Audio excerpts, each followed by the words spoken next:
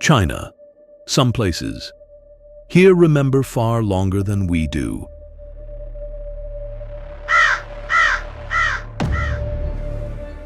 Nearly 200 Maijishan caves hold 1,500-year-old clay figures vulnerable to moisture and earthquakes. Their survival now depends on supports hidden beneath the clay.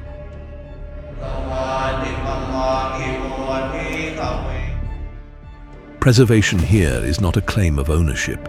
It is a fight against water, frost, wind, unstable rock, and the wear carried by each generation.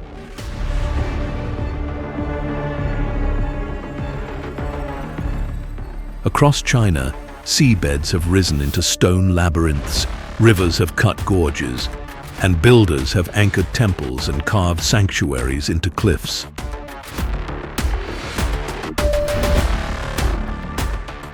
I keep returning to one hard fact. Modern tools can reinforce what remains, but they cannot recreate the time that formed it.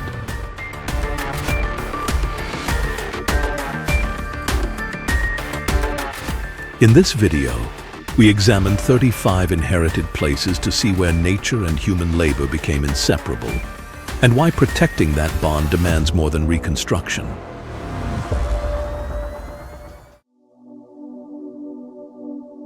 China's preservation paradox appears in one crowded river town. The capacity to save Fenghuang can also rebuild away its age. Along the Lijiang, timber houses, stone banks, and narrow lanes preserve Ming and Qing building traditions. Fenghuang was not built beside water as decoration.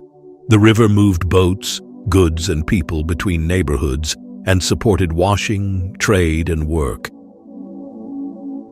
That use shaped the town. Stilted wooden houses grip the banks on timber supports, while a stepping stone crossing keeps pedestrians almost level with the current. Floodwater presses against foundations and lanes. Preservation means repeated work on roofs, walls, bridges, and every joint where wood and stone meet the river. Miao and Tujia inheritance reaches beyond festival display. Clothing, silverwork, food, and building craft remain part of a regional identity carried by families and makers. Lantern light now concentrates tourism along the same tight riverfront. Heavy visitor traffic strains timber buildings, local routines, and the Lijiang itself, making success another source of pressure. Fenghuang is strongest when it does not perform its age. A worn crossing, a repaired roof, and a working boat show how ordinary use becomes inheritance.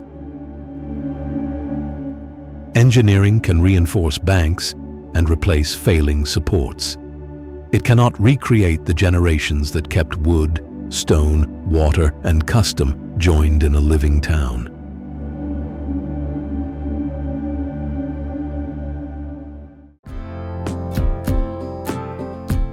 These hills look painted, but every stripe is exposed ground, not surface decoration.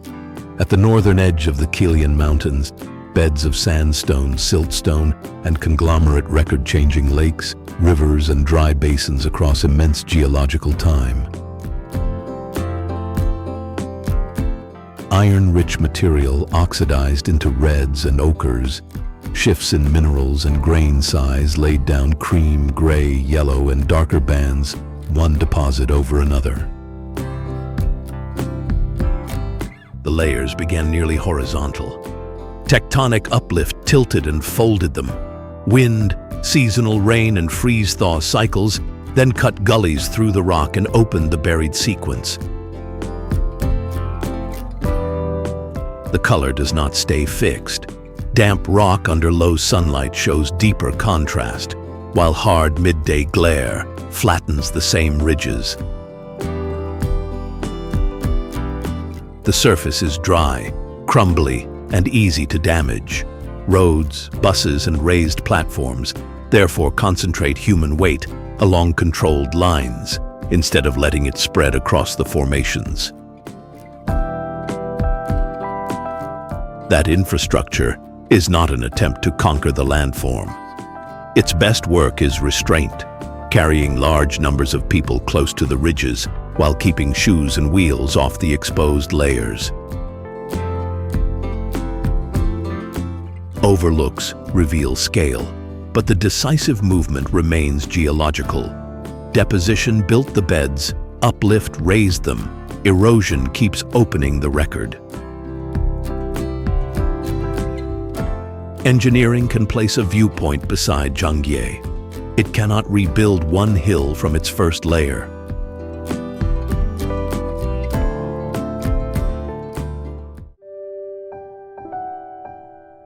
Rain is still carving the mountain that gave this landform its name. In Guangdong, more than 100 million years of rivers, monsoon rain, heat, and chemical weathering have cut red sedimentary beds into walls, pillars, arches, and ravines. This is Danxia under a humid climate. Dense subtropical forest occupies cracks and gullies, and roots press into sandstone already weakened by water. Mist can erase an entire peak, and seasonal humidity darkens the red walls. Those changes are not cosmetic. They show water entering the rock and erosion continuing around every ledge. The roots do not flatten that resistance. Steep staircases cling to the rock, forcing elevation to be gained through narrow passages, one hard section at a time. Buddhist and Taoist practitioners chose caves, ledges, and secluded heights for temples and retreat. Their buildings add centuries of human labor without hiding the mountain's older structure. Where paths and religious buildings touch unstable sandstone, drainage, vegetation control, and careful repair become essential. Too much intervention can strip away character. Too little leaves water to exploit each crack. No temple or staircase can match the mountain's age. They matter because generations placed them lightly enough for the red cliffs to remain the greater inheritance.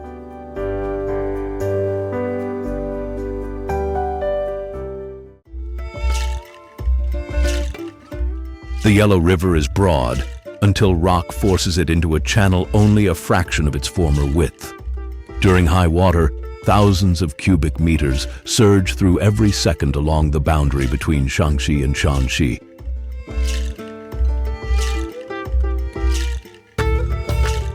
Hukou means kettle mouth. The name comes from mist thrown above the cliffs, resembling smoke rising from an immense vessel.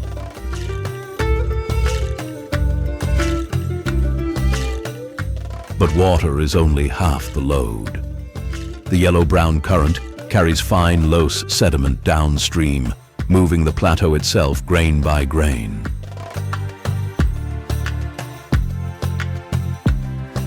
That sediment gives the fall its color and records erosion far beyond this gorge. What looks like one overwhelming drop is a whole watershed under pressure.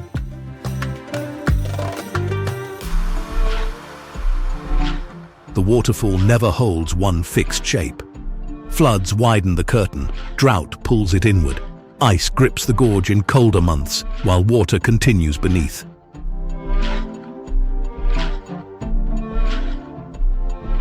Its position and intensity shift as sediment, water, and rock keep working against one another.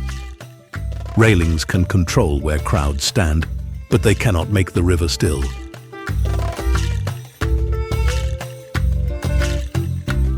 The roar and vibration matter because they strip away the illusion that this is a managed display.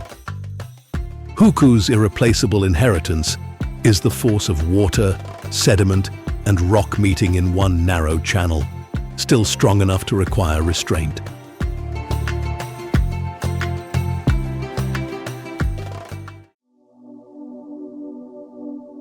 A 48-meter golden statue crowns Mount Emei, yet its meaning depends on thousands of meters of mountain beneath it.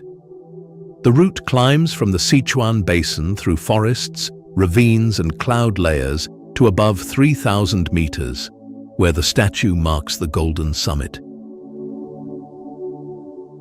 This is one of China's 4 sacred Buddhist mountains, but its inheritance is not confined to one hall or image. Buddhist communities have occupied these slopes for centuries, joining temples into a pilgrimage network. Stone stairs do the hard work. They bind monasteries, incense courts, forest paths, food stops, and lodging into one demanding ascent. Monks, residents, porters, and pilgrims keep that route alive through rain, snow, and heavy mist. Their repeated labor turns belief into something physical. Steps cleared, loads carried, doors opened. The climb also crosses ecological zones. Subtropical growth below gives way to cold, exposed heights, while macaques along crowded paths reveal the friction between wildlife and concentrated visitors. Near the summit, the 10-faced Samantabhadra stands between the golden and silver halls, sometimes above a sea of cloud. Gold provides visibility. Altitude, weather, and effort provide meaning. The sacred inheritance lies in the ascent itself. Centuries of climbing, weather, and disciplined labor between basin and summit.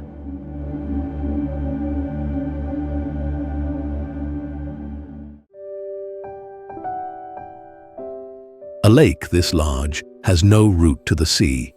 At roughly 4,700 meters on the Tibetan plateau, Namtso holds snowmelt and streams in a closed basin. Water leaves mainly through evaporation, while minerals remain behind. That simple balance makes Namtso saline and ties every shoreline change to wind, cold, sunlight, and water arriving from the heights. South of the lake, the Nianchen Tangla Range stores snow and ice that feed waters below. The shore therefore depends on conditions far above it, beyond roads and buildings. At this altitude, access does not mean command. Thin air, intense ultraviolet light, sudden wind, and cold water still set hard limits on movement and work. Winter ice can cover much of the surface. Spring breaks it into moving fields, while the warmer season brings migratory birds to shore and island habitats. Grazing animals rely on sparse plateau vegetation, where growth must survive cold, wind, and a brief growing season. Namtso is also sacred in Tibetan Buddhism. Pilgrims traditionally circle the lake and visit caves, headlands, and monastic sites around it. Prayer flags and cairns mark human passage, but the distance quickly makes them small. Namtso remains irreplaceable because roads can extend access, while ice, wind, snowmelt, and evaporation still control the lake.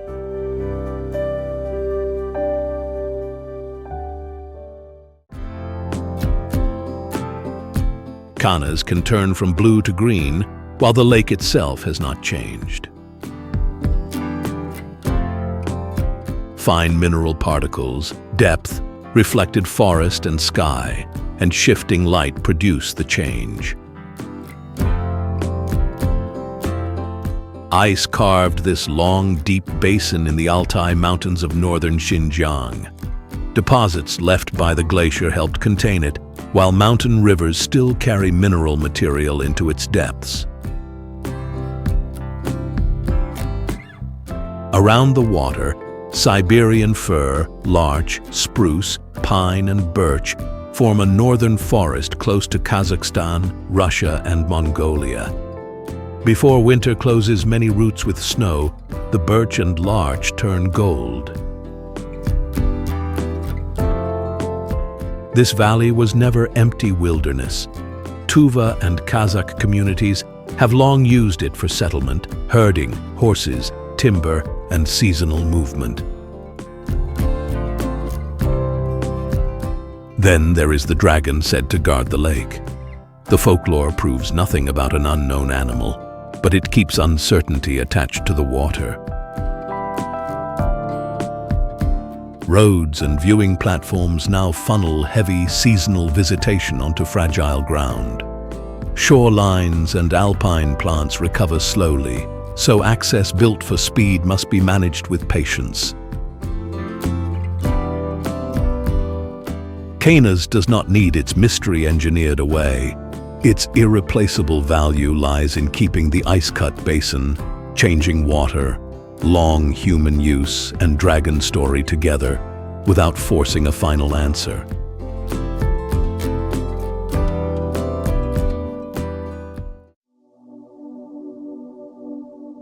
Here, replacing the grass would not restore the grassland. Below the Danxia Mountains, Nalati survives only because snow, streams, animals, and people keep moving in the right season. Snow stored on the high ridges melts into branching streams. That water feeds alpine pasture, wildflowers, forest margins, livestock and settlements farther down the Ili region. Within weeks, spring snow and mud give way to flowered summer pasture, then dry gold and early frost. The narrow growing season sets the pace for every herd. Kazakh pastoral culture follows that seasonal timing. Families traditionally moved sheep, cattle, goats, and horses from lower winter ground to richer high pasture as summer arrived. Horses carry people, support livelihoods, and hold cultural weight. Yurts and temporary enclosures belong to this seasonal movement. Fixed in place as decoration, they lose their reason. Modern roads and visitor facilities bring traffic quickly into the meadows.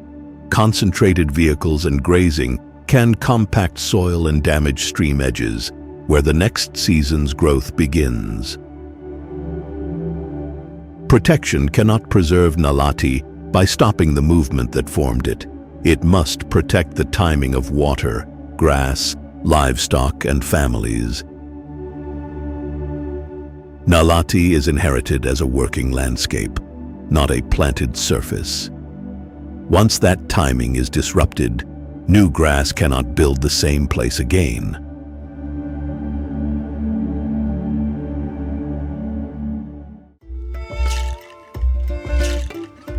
A narrow tributary can determine whether fish return to China's largest lake. China's largest lake gathers rivers and snowmelt, concentrates salt through evaporation, and supports migrations across open water, wetlands, and tributaries. Qinghai Lake keeps everything that flows into its high-altitude basin. That makes its shoreline sensitive to rainfall, temperature, and upstream flow far beyond the visible edge. In warmer months, bar-headed geese, gulls, and cormorants gather on islands and wetlands to breed. The lake is not a backdrop for migration. It is working habitat. Its endemic naked carp expose an even tighter link. They leave saline water for freshwater tributaries to spawn, so low flow or a barrier in a small channel can disrupt breeding far beyond that channel. For Tibetan communities, the same basin also holds sacred ground. Prayer flags, circumambulation routes, grazing land and monasteries bind belief to water and shore. Summer rapeseed fields form a bright yellow border, but only for a short season. The lake's longer cycle runs beyond them: snowmelt, evaporation, salinity, and migration. Protecting Qinghai Lake means keeping tributaries open, wetlands useful, and upstream water connected. If that chain fails, China loses both a breeding ground and sacred inheritance.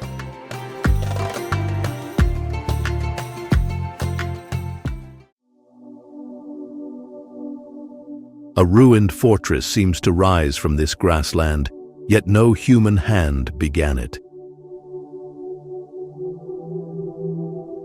Some granite towers rise about 40 meters above the low grassland.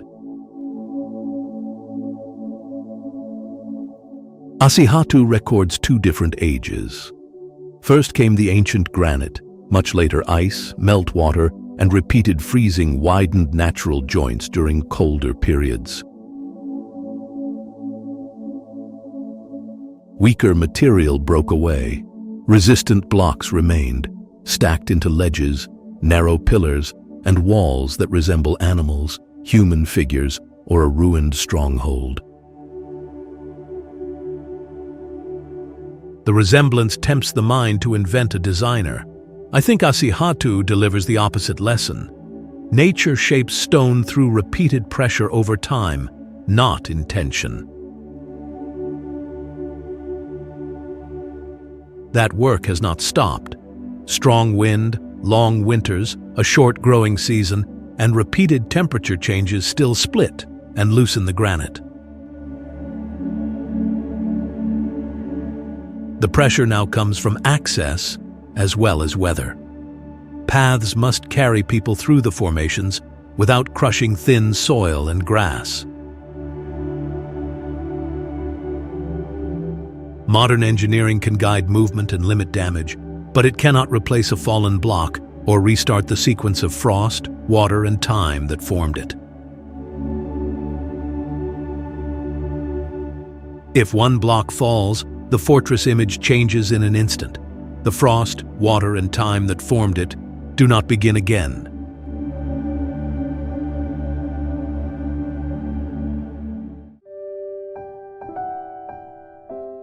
An effort to protect boats produced a 71-meter Buddha, not a river wall.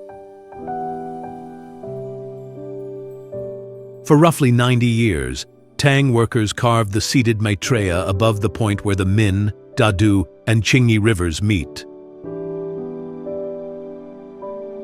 Haitong is credited with starting the work after boats struggled in the meeting currents. His answer was no river barrier, but a sacred figure cut into Lingyun Mountain. Faith alone did not move that mass. Generations had to quarry red sandstone, build scaffolds, shape the body, and clear debris. Construction turned devotion into a disciplined work site. Stone removed from the cliff was deposited near the river and may have altered the unstable currents. A spiritual undertaking may also have worked as river engineering. The builders understood another force: rain. Hidden channels run through the hair, neck, chest, and clothing folds, carrying water away from the surface. Yet red sandstone remains vulnerable. Moisture, plant growth, pollution, and erosion continue to wear the figure despite every repair.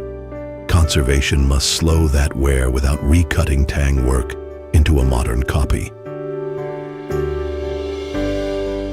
What I respect is not size alone, but belief organized into work and carried across 12 centuries. A cliff carrying that labor and promise of safer passage is no longer ordinary stone.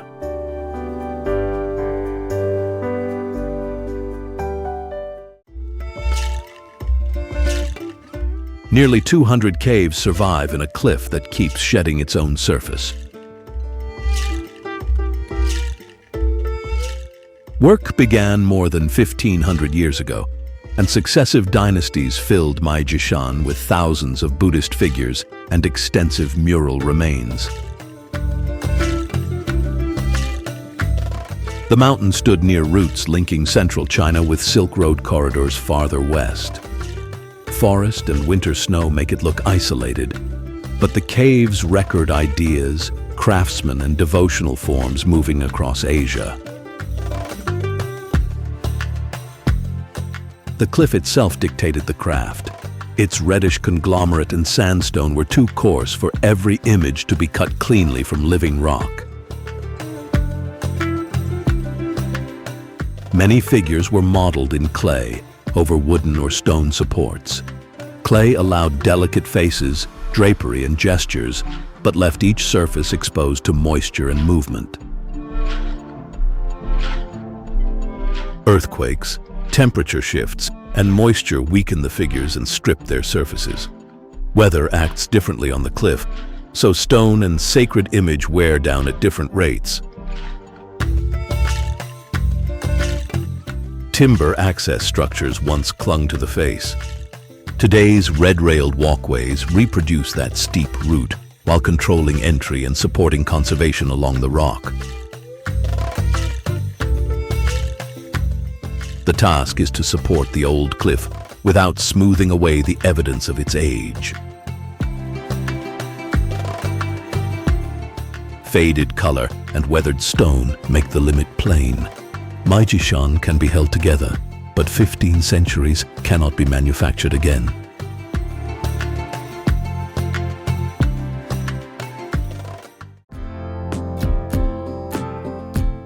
A waterfall fitted with colored lights can still force its engineered viewing routes to close.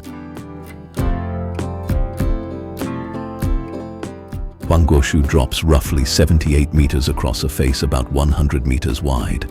In the wet season, separate streams merge into a broad, heavy curtain. This is not an isolated wall of water. It is one stage in a karst drainage network, where the Baishui River moves through soluble limestone, caves, channels, pools, and rapids. Rain controls the balance. In dry periods, bare rock and separate channels return. After heavy rain, spray fills the valley and hides the shape of the cliff. A natural passage called Water Curtain Cave runs behind the fall, taking the viewing route inside the cliff rather than leaving it on a distant platform. There, sound and pressure overpower the lighting. Stone bridges, stairs, paths, and lamps impose order on the visit, but flooding, spray, and slick surfaces decide when that order must retreat. Downstream, pools and rapids keep cutting and dissolving the limestone. The main drop is only the most visible part of terrain that water continues to reshape. The limit is unmistakable. People can frame the fall, light it, and enter the rock behind it, but floodwater still decides whether those routes remain open.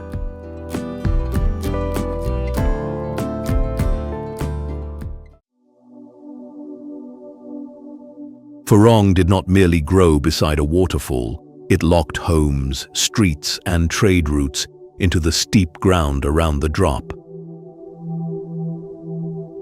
Level ground is scarce in western Hunan. Wooden houses, bridges, retaining walls, and stone steps descend toward water that passes beneath the settlement. The old woolly stone street carried merchants and goods, while boats on the Yu River linked the mountain settlement to wider markets. This was working infrastructure, not scenery. Water shaped every decision, where foundations could hold, how runoff escaped, and which terraces could carry another house. Noise, damp, vegetation, and drainage became conditions of daily life. Furong was a Tujia settlement long before the film Hibiscus Town gave Hukou its modern name. Food, craft, performance, and domestic architecture still carry that older identity. Night lighting turns the stacked town into a display. Preservation rests on less visible work, replacing timber, repairing masonry, clearing drains, and holding walls firm against the slope. Tourism brings attention and pressure together. Residential life must continue through the same tight lanes that carry visitors toward the river. Furong's strength lies in the joints between house, bridge, stair, cliff, and water. A careless break can erase more than a building. It can remove part of the town's hard-won method for holding difficult ground.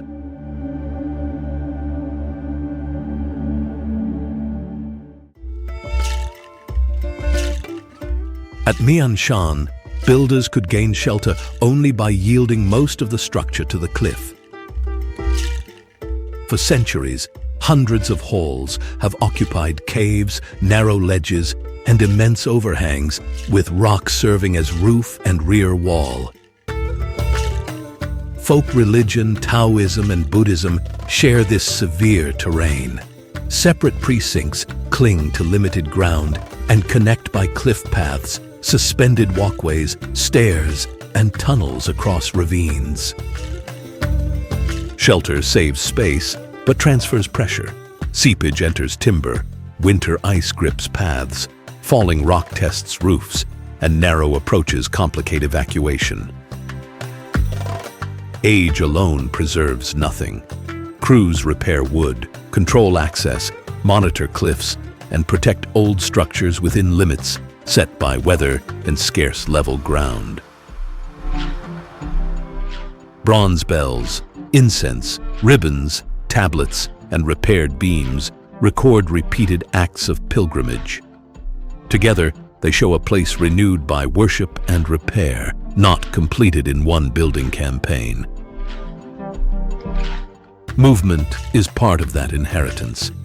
Every wooden span and cut stair answers the same constraint.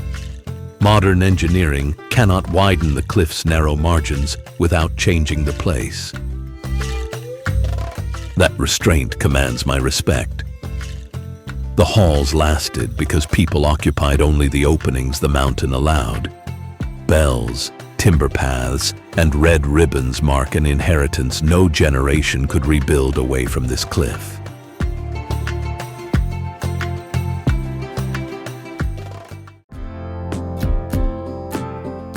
A wetland survives inside the reach of a modern metropolis, yet roads still surrender to water.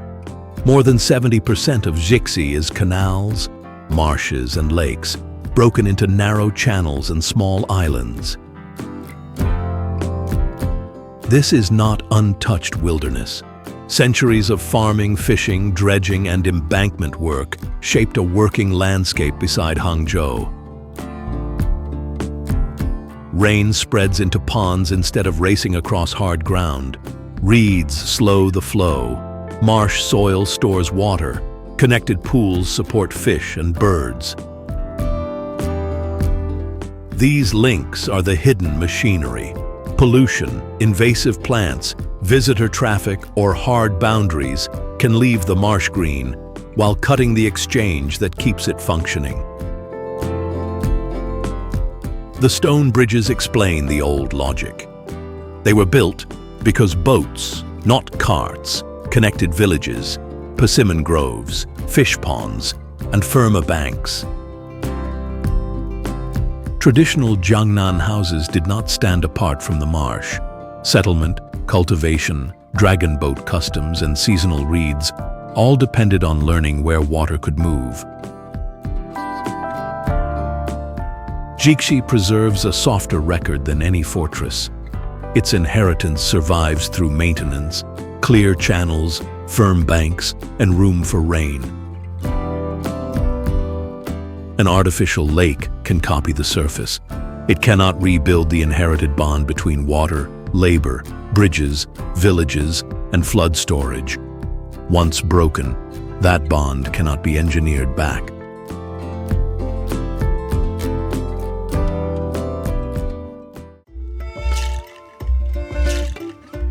4 aligned peaks rise above valleys where human paths barely register. Yao Mei Feng, the fourth sister, exceeds 6,200 meters. The range stands on the eastern edge of the Tibetan Plateau. Snow, frost, glaciers, and rivers keep cutting steep granite above U-shaped valleys, moraines, lakes, and braided channels. Human access stays thin. Shuangqiao, Changping, and Haizi valleys carry roads, boardwalks, horse routes, trekkers, and climbers into terrain that still sets the terms. Clear light can close under cloud and snow with little warning. At this height, cold and thin air turn even a developed route into hard physical work. The wooden paths have a practical purpose. They concentrate feet and reduce damage to meadow soil. Yet roads and crowded corridors can split habitat across valleys that appear almost limitless. Tibetan and Qiang communities have long relied on animals, timber, pasture, and mountain water. Their endurance came from working within altitude and season, not from overpowering the mountains. What matters to me is the scale of the claim. A bridge, a horse line, or a road may cross the valley, but none gives ownership of the mountain.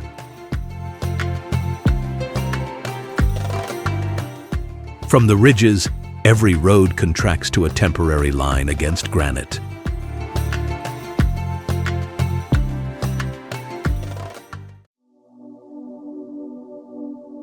An imperial capital filled a sandstone cliff with more than 51,000 carved figures.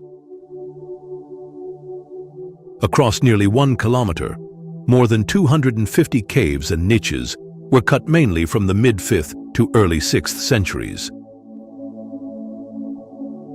Near Pingcheng, the northern Wei capital at present-day Datong, imperial sponsorship organized carvers to work inward.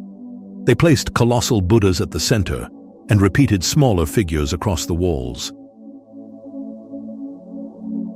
The earliest major caves linked monumental Buddhas with the authority of northern Wei rulers.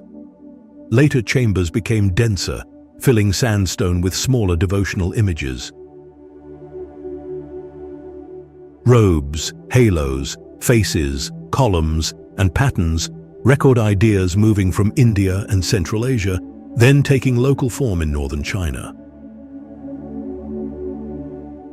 That scale can hide the labor. Every face, robe fold, and hand-sized figure required planned cuts, repeated thousands of times across the cliff. Sandstone allowed fast carving, but it remains vulnerable.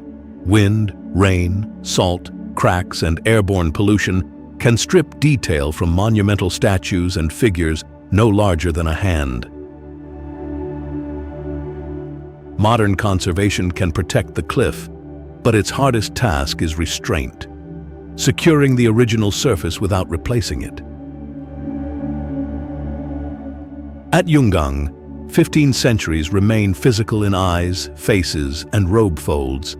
Conservation succeeds when those worn surfaces remain visibly their own.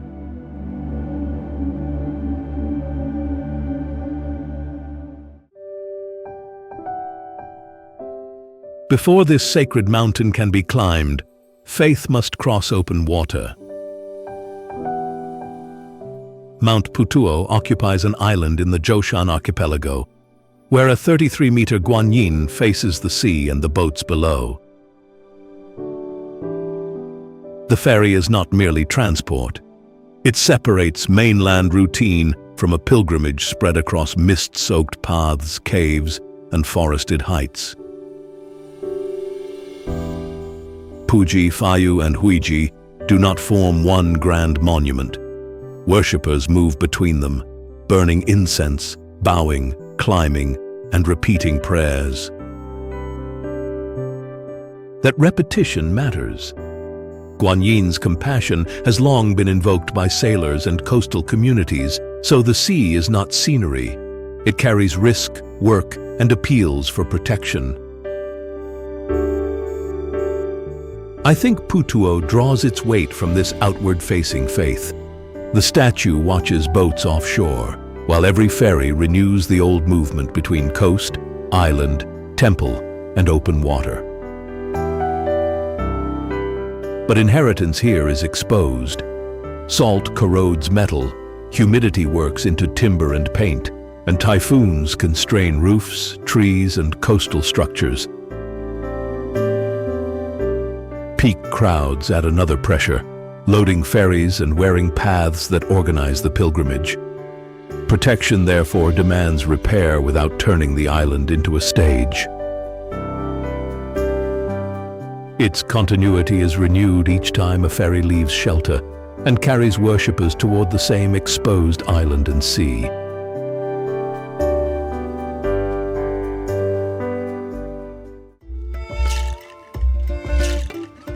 The greatest construction at Wudang begins with a refusal to flatten the mountain.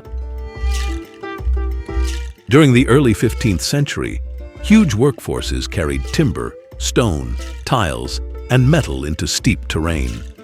Yet the finished complex still followed the ridges. The expansion honored Zhenwu and strengthened Ming imperial legitimacy. Even at that scale, builders created no level platform and no single sealed compound. Palaces, temples, bridges, paths, and hermit sites rise in separate stages. Distance and exposure remain part of religious work. At Tianzhu Peak, the route culminates in the bronze Golden Hall. Reached by long stairs and exposed ridges, its power comes from the ascent the architecture did not erase. Wudang is often reduced to martial arts. That misses the larger discipline of Taoist ritual, breathing, medicine, and bodily practice that gave those arts their ground. I see the deeper achievement in how belief fits the terrain. Roofs grip slopes, walls hold ledges, and steps accept the mountain's terms. That bargain still requires hard maintenance. Drainage must shed water, roofs need repair, incense must be controlled, and vegetation kept from the masonry. The danger is not neglect alone, but improvement without limits. Enough new work could leave every roof standing and the inherited mountain gone.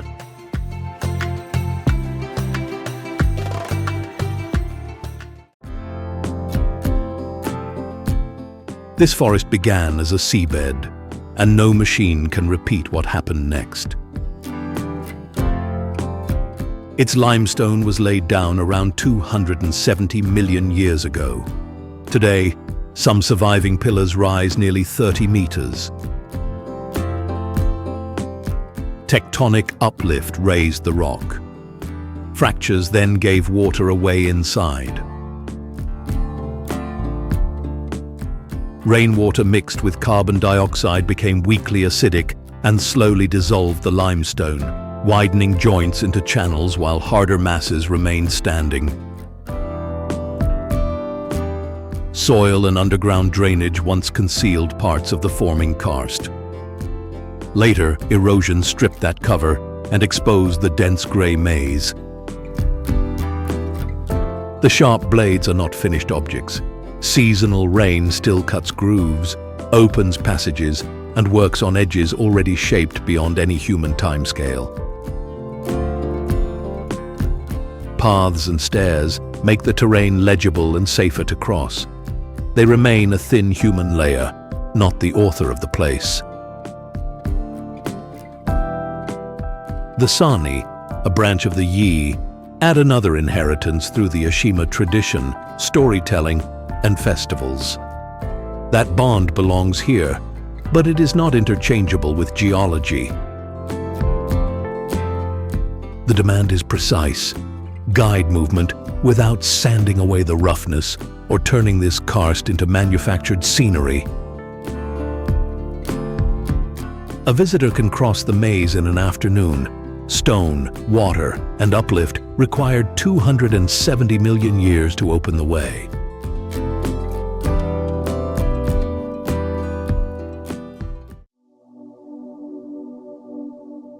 A 600-year-old wall still dictates how a living Chinese city moves. Raised largely in 1370, its gray brick circuit runs about 6 kilometers around gates, watchtowers, temples, shops, and courtyard homes. The wall did more than hold back outside pressure. Its gates organized traffic. The street grid fixed commerce, worship, storage, and family life within a hard boundary. During the Qing dynasty, Pingyao became a merchant center. In the 19th century, Rishengchang advanced draft banking, transferring value over long distances without hauling silver on every journey. Commerce shaped the buildings. Shops face the street. Deeper courts divide business, goods, domestic rooms, and ancestral space. Gray brick, timber, tiled roofs, carved screens, and drains work together. Strip away one layer, and the city may keep its old appearance while no longer working as designed. That is the pressure now. Residents, hotels, museums, stalls, and visitors share narrow streets, while fire protection and utility upgrades must fit without punching through inherited fabric. The city's continuity lies not in a facade, but in a civic rhythm. Stone streets, gray roofs, working courtyards, and red lanterns within the same wall. After 6 centuries, Pingyao has become collective memory in brick and timber, an inheritance modern China can reinforce, but never manufacture again.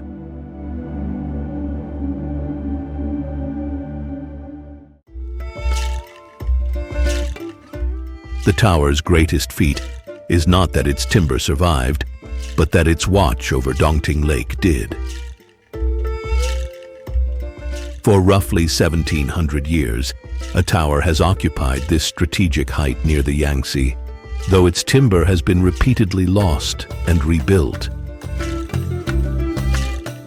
It began as a military lookout associated with the Three Kingdoms period. Here, command of water meant command of boats, trade, movement, and warning. Dongting, however, never holds one shape. Fed by major rivers and linked to the Yangtze, it expands and contracts seasonally, shifting between broad water and exposed shallows. That pulse governs fishing, wetlands, transport, and flood control. The roofs frame beauty, but the water below has always demanded work, judgment, and restraint. In the 11th century, Fan Zhongyan's memorial to Yungang Tower widened its meaning. The view became bound to public duty, exile, joy, and concern for the realm. The text made looking outward a civic act. The horizon became a measure of how power answered conditions beyond the tower. I respect the restraint inside that continuity. Every rebuilding had to preserve the site, roofline, and purpose without claiming that the timber was untouched. After 17 centuries, Yungang Tower is a fixed post beside moving water, rebuilt across dynasties so China could keep the same long watch.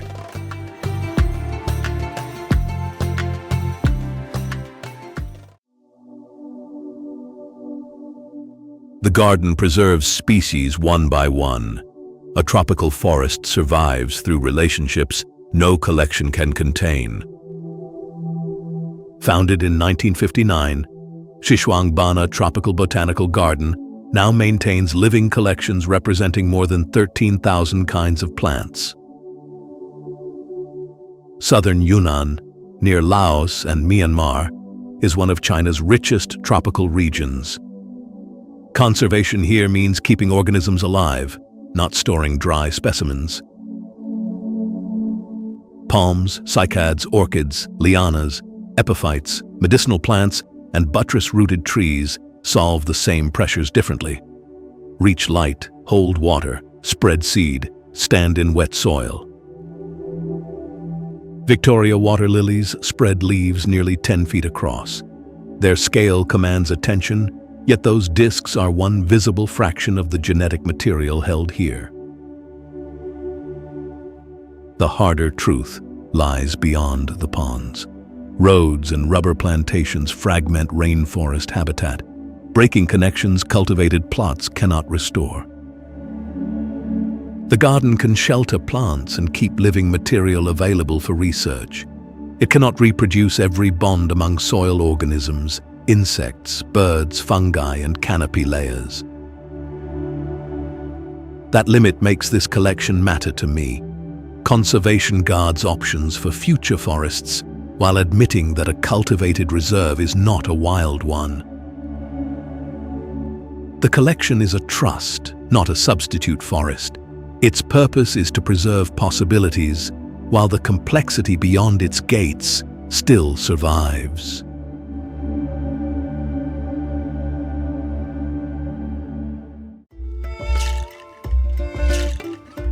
Red railings and cable cars have not conquered this mountain. They have only negotiated a narrow rite of passage. Mount Hua compresses 5 principal granite peaks into near vertical walls, deep ravines, and exposed saddles where usable ground almost disappears. Faulting and uplift raised the mass. Frost, runoff, and rockfall kept cutting its pale faces sharper than the forested lowlands below. For centuries, emperors, Taoist practitioners, and pilgrims reached one of China's 5 great mountains by routes cut directly into stone. Steps, chains, ladders, ledges, and the plank path record how passage was won without flattening the ridge. The small temples make the argument even clearer. Builders fitted roofs and courtyards onto summits and saddles, forcing architecture to obey the granite. Modern engineering has changed the load, not the mountain. Cable cars lift crowds past long climbs, then concentrate pressure at narrow overlooks and bottlenecks. Railings control the edge, but snow, rain, wind, worn steps, and loose rock still govern passage. That remaining difficulty is part of the inheritance, not a flaw waiting to be removed. Mount Hua cannot be reproduced by wider stairs or larger structures. Its value rests in pale granite, small shrines, and generations still accepting the climb on the mountain's terms.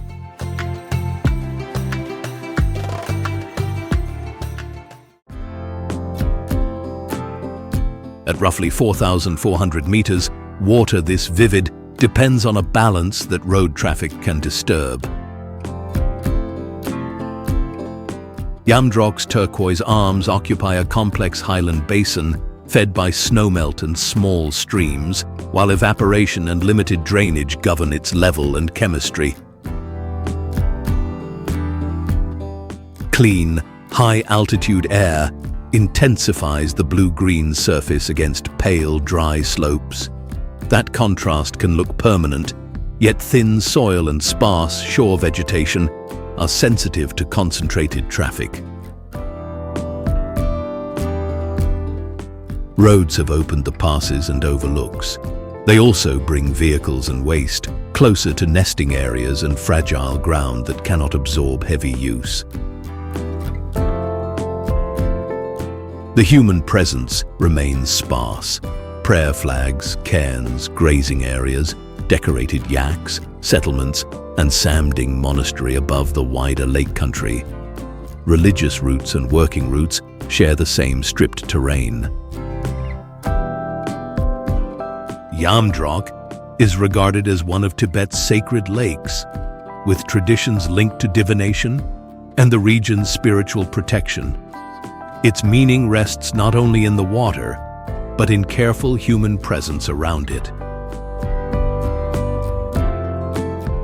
That boundary defines protection here. Keep access light enough for water, soil, wildlife, and worship to retain their own ground. The irreplaceable inheritance is the contrast itself. Ancient rock and water, guarded by roads, monasteries, and hands that must remain physically modest beside them.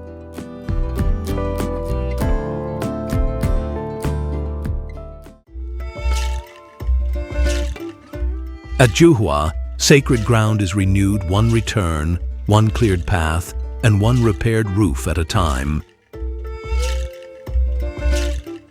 For over 1,000 years, pilgrimage has crossed Mount Zhuhua through temples, halls, villages, and stone paths, rather than ending at one summit. Zhuhua, one of China's 4 sacred Buddhist mountains, is tied to Lijiang, the bodhisattva pledged to aid beings under the greatest burden. Its standing deepened with Tang-era monk Kim Gyo-gak, a prince from Korea's Silla kingdom, whom followers understood as Lijiang embodied. Pilgrimage means repeated climbing between sacred sites. Porters, residents, monks, and worshippers keep food, incense, lodging, repairs, and ceremonies moving along the route. The humid climate gives Zhuhua its mist and dense growth, then attacks what people have built. Moss slicks the steps, moisture rots timber and wears roofs. So inheritance here is physical labor. Stone must be reset, roofs repaired, paths cleared, and ceremonies repeated, not once, but generation after generation. I respect Zhuhua for that discipline. A giant statue can mark belief, but it cannot manufacture sacred ground. Over a millennium of return has bound old temples, bamboo, cloud, and stone roads into a place modern construction can support, but never make again.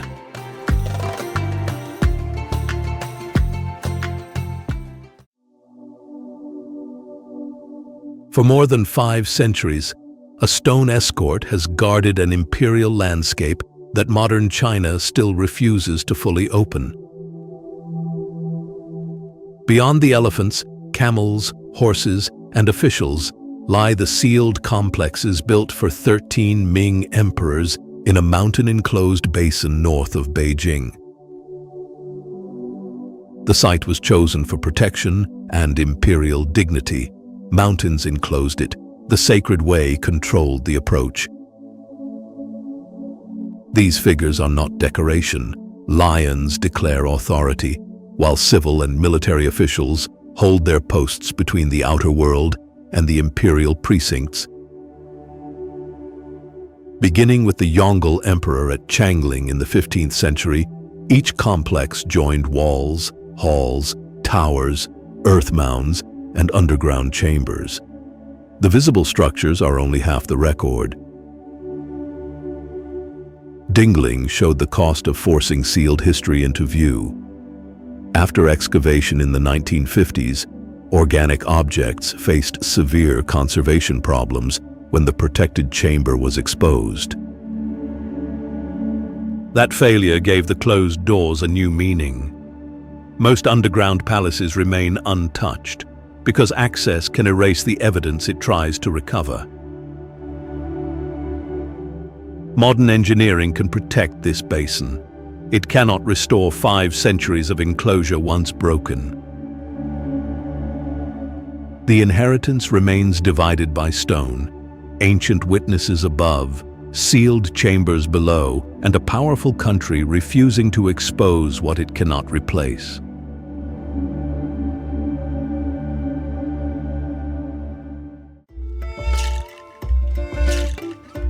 A temple older than Imperial Beijing survives less through stillness than through endless repair. Founded in the year 307, Zhangye has carried religious life across roughly 17 centuries of fire, upheaval, patronage, rebuilding, and daily use. The old saying that Zhangye came before Beijing is about continuity, not untouched timber. No visible hall has simply waited unchanged since the Western Jin period. Red columns and yellow glazed roofs belong to many rebuilding campaigns. Their value lies in the craftsmen, monks, and patrons who kept the same ground active. The emperor tree makes that continuity visible in living wood. Traditionally linked with imperial succession, the great ginkgo marks the seasons beside architecture repeatedly renewed by human hands. Continuity here is physical work. Bells sound, floors are swept, branches are pruned, roofs are repaired, and incense spaces remain in use. Winter snow adds weight, crowds add wear. Modern Beijing now presses close. Crowds bring footsteps and fire risk to old timber and fragile surfaces. Protection cannot freeze Zhangye into a museum. It must control flame and traffic while worship and maintenance continue. Its quiet comes from restraint. Each generation repaired enough to pass Zhangye on without making 17 centuries look new.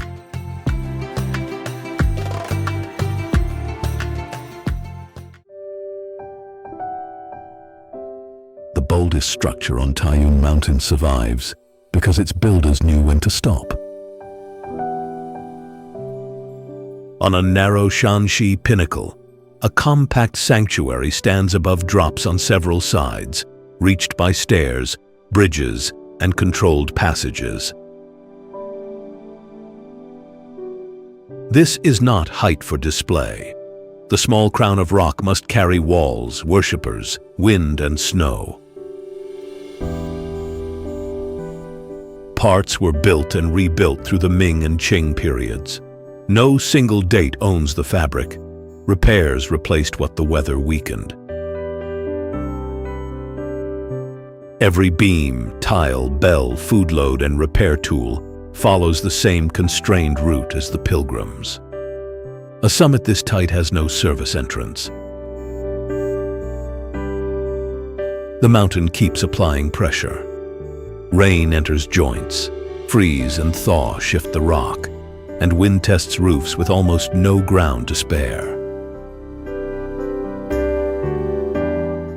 Survival depends on hard engineering, iron fittings, retaining work, drainage, and constant inspection. Each measure holds the structure close without overloading the peak. Red ribbons and incense confirm continued use. Taoist halls stand beside shrines linked with popular and Buddhist devotion, fitting several traditions into very little space. The greater achievement is restraint, not exposure. Each generation keeps Zhangye standing by adding no more than the mountain can bear.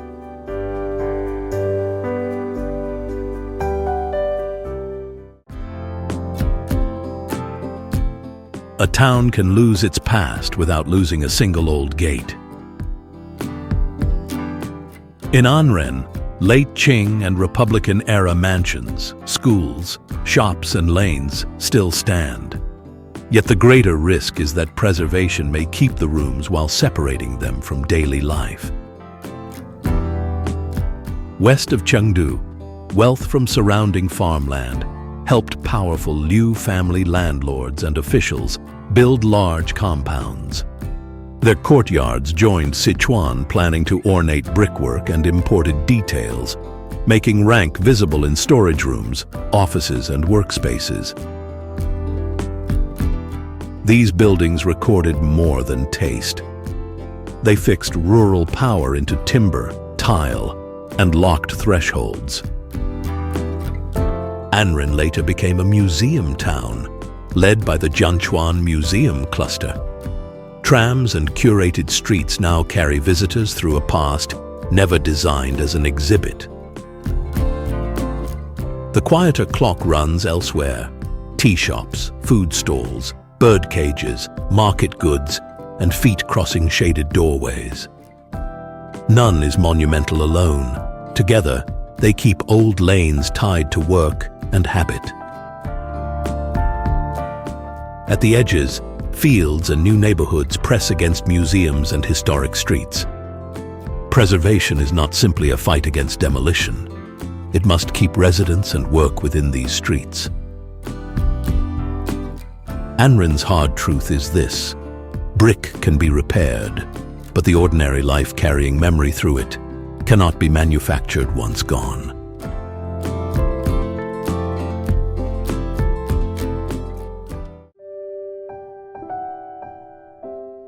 An ordinary gray cliff carries a human record almost too large to count. Along both banks of the Yi River, more than 2,300 caves and nearly 110,000 Buddhist images accumulated over more than 15 centuries. Major carving began after the Northern Wei moved its capital to Luoyang in the late 5th century. It continued under later dynasties and surged again under the Tang. This was never one construction campaign.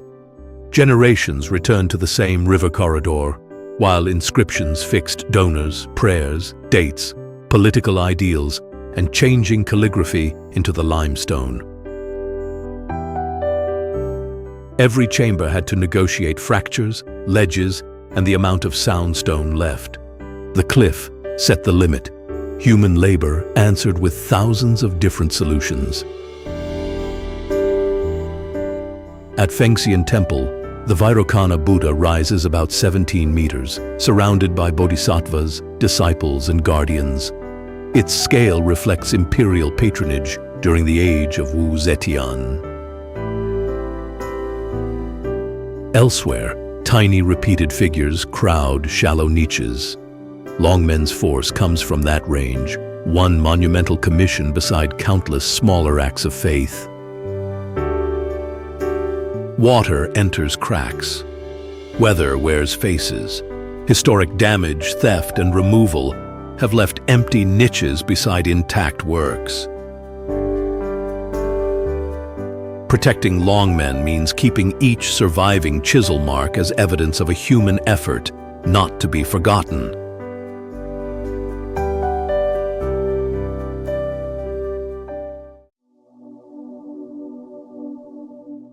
The palace that dominates Lhasa hides its greatest weight inside. 13 exterior levels climb roughly 117 meters above Marpo Ri.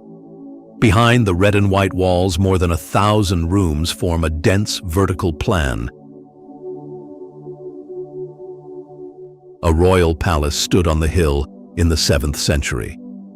Most of the present structure rose in the 17th, under the 5th Dalai Lama and his successors.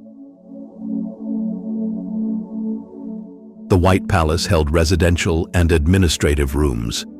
The central Red Palace gathered chapels, assembly halls, scriptures, images, thangka paintings, and gilded stupas. Thick sloping walls carry timber interiors, stairways and courtyards through a steep vertical plan. Every level had to hold movement, storage, ceremony, and rule. Below, pilgrims circle the hill and spin prayer wheels, binding the palace to Lhasa's wider sacred roots. The building remains part of a practiced landscape, not an isolated object. High-altitude sun, temperature swings, moisture, fire risk, visitor pressure, and the weight of the collections complicate every repair. Modern power can reinforce walls and manage crowds. It can also erase evidence of age. Its real height is the load of memory held inside, room after room, century over century, protected without being rebuilt into something new.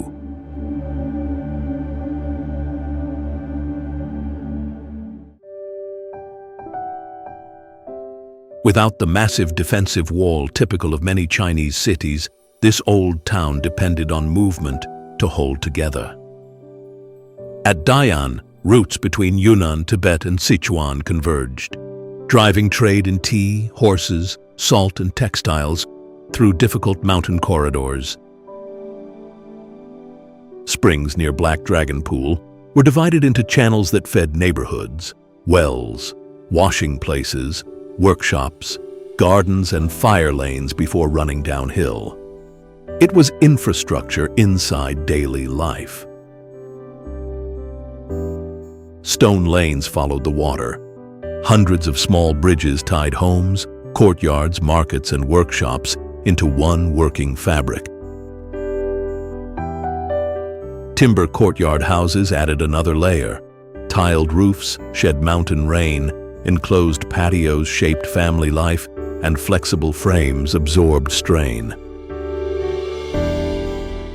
To me, that dependence is Lijiang's inheritance. No single pagoda, water wheel, or carved screen can carry the town's accumulated logic. Tourism now pays for restoration and supports livelihoods.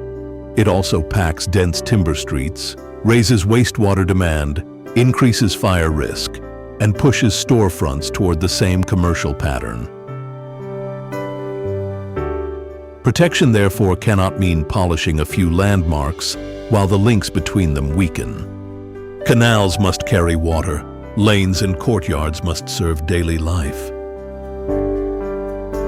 Once that fit is broken, a replica can recover the shapes, but not the centuries of use that made them work together.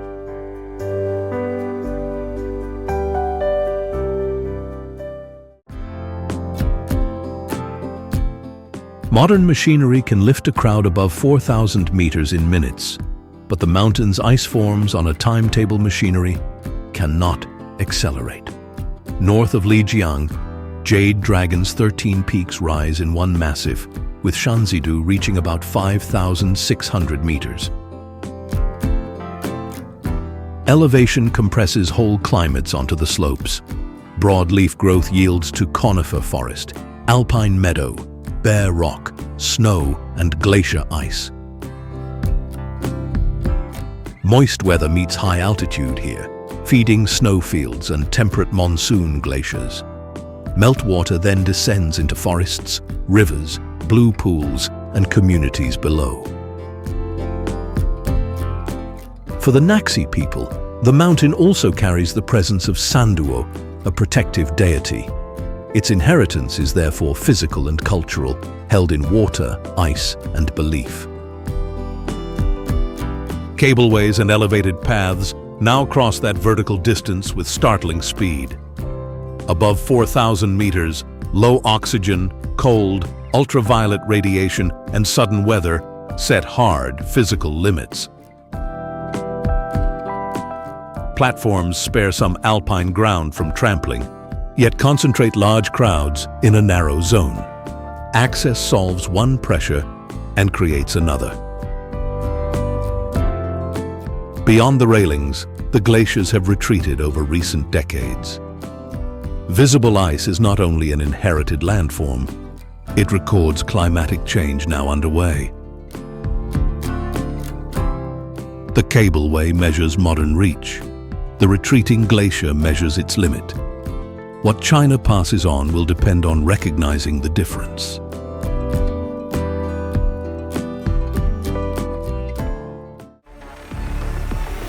I began with a simple assumption. Age alone made these places valuable. The harder truth is that age only explains why their loss cannot be reversed.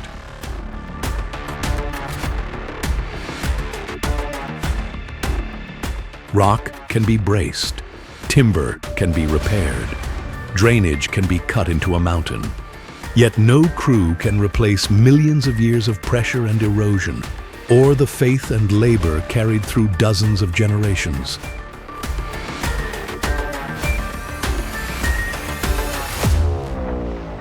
That changes the measure of preservation. The aim is not to freeze China in an older form, nor to rebuild a cleaner copy for modern crowds. It is to keep the original bond intact.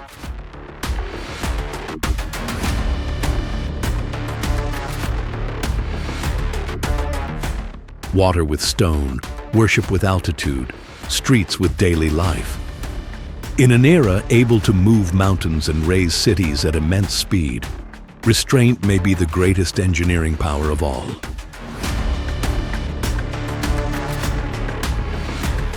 Continue with this series, as it follows the places no modern machine can reproduce, and the human discipline required to carry deep time intact into the next century.